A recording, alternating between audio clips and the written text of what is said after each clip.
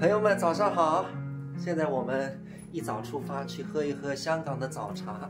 香港的这个电梯特别的快，时间就是金钱，真的这里是寸土寸金。我们今天的任务是要去香港大学兜一圈，这个好像是对外开放的，可以进去看的，也是我非常向往的一个地方。早高峰人好多啊！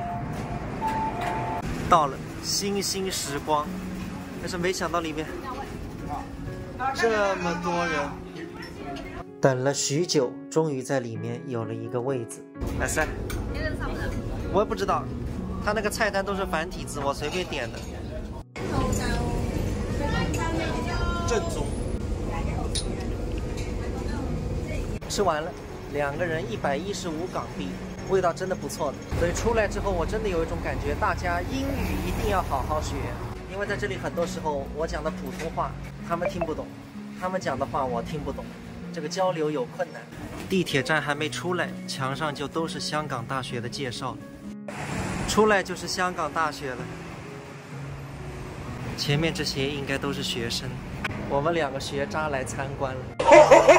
希望自己以后的孩子能读书好一点。这里的感觉和重庆很像啊，一层又有一层，都是建在山上的，完全就是依山而建啊，旁边就是山了。大学的图书馆，进去看一下。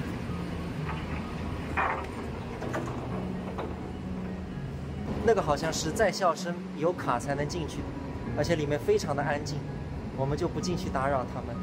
这里的广场是中山广场，旁边一个咖啡厅。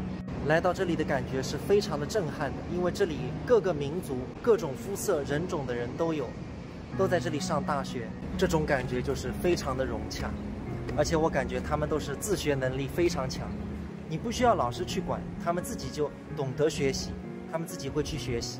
这里的生态环境是没得说的，这里是非常有名的一个地方，那边就是孙中山先生的像，伟人。